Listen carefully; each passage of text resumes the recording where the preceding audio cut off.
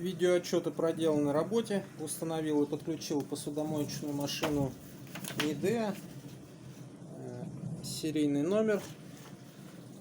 Посудомойка работает. Проверю аварийный стоп. Аварийный стоп сработал. Нагрев идет. Индикация работает. Подключение произвел стандартное.